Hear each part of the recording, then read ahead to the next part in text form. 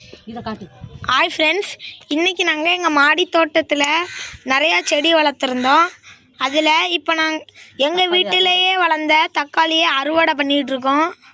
பாருங்கள், வெளியில் வாங்குகிற தக்காளியை விட இது வந்து வீட்டில் வளர்த்த தக்காளி வந்து நல்லா இருக்கும்பாங்க. இதை பாருங்க, இது கத்தரிக்காய். இப்படி வீட்டிலே வளர்க்குறது வந்து ரொம்ப ஃப்ரெஷ்ஷாகவும் இருக்கும். நம்மளே வளர்த்துக்கலாம், காசு கொடுத்து வாங்க தேவையில்ல. இதை பாருங்க, அறுவடை பண்ணியிருக்காங்க. இதை பாருங்க, அடுத்தது அதை கட்டு சங்குப்பூ. இதை பாருங்க, இது வந்து சங்குப்பூ. பாருங்க, பார்த்தீங்களா?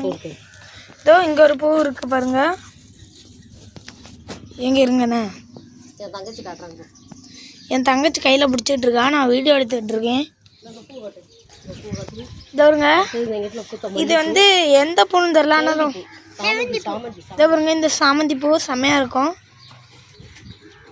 பாருங்க, இதை பாருங்க, எல்லாம் சாமந்தி பூ மட்டும் வச்சிருக்கு. இதை பாருங்க, இதை பாருங்க, தக்காளி இப்படியே வீட்டிலே வளர்க்குறது வந்து ஹெல்த்தியாகவும் ரொம்ப ஃப்ரெஷ்ஷாகவும் இருக்கும். இயற்கை உரம் போட்டு வளர்த்துருக்கோம். அதே மாதிரி மக்கி போன தக்காளியை கூட உரமாக நம்ம போட்டு கொள்ளலாம். பாருங்க, இவ்வளோ அறுவடை பண்ணியிருக்கோம் இயற்கை உரத்தை வைத்து. எங்கள் வீட்டு மாடி தோட்டம். பாருங்க, எத்தனை செடி வளர்க்கணும் பாருங்க. பாருங்க, இத்தனை செடி வளர்த்துருக்கோம் எங்கள் மாடியில். பாருங்க, பாருங்க, அன்னாச்சி பழம் செடி. இது நாங்கள் வந்து என் பாப்பாவும் எங்கள் பாட்டியும் ஒரு நாள் வெளியில் போயிட்டு இருந்தாங்க. அப்போ தான் யாரும் சாப்பிட்டு போட்டிருந்தாங்களாம்.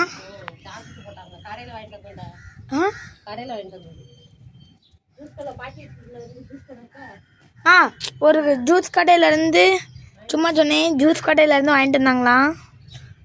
அது அப்படி இல்லை, எல்லாருக்கும் வெட்டி கொடுப்பாங்கல்ல அன்னாச்சி பழம்.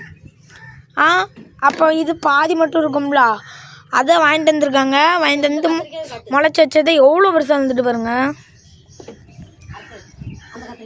பாருங்க, கத்திரிக்காய் நிறையாவே இருக்குது. பாருங்க, இப்படி வீட்டில் விதைக்கிறதுக்கு நம்ம காசும் கொடுக்க வேணாம், இன்னொரு ஃப்ரெஷ்ஷாகவும் இருக்கும், நோயும் வராதுங்க. வீட்டிலையே இயற்கை உரத்தை போட்டு வளர்த்துட்டு இருந்திருக்கோம்.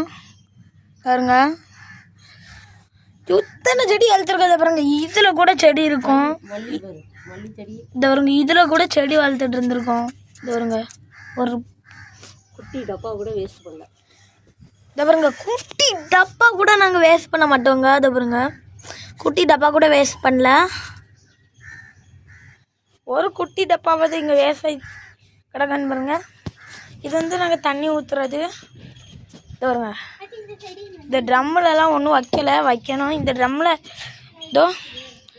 ட்ரம்மில் ஒன்றும் வைக்கலை. நாங்கள் வச்சுருந்தோம், இப்போ பப்பாளி மரத்தை கீழே நட்டுட்டோம்.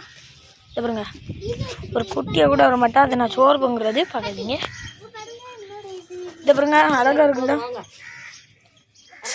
சரி வாங்குங்க. இப்போ நான் இதோட எங்கள் வீட்டில் இருக்க எல்லா விலங்குகள் பின்னாடி இருக்க, அதுக்கப்புறம் இதை பாருங்க.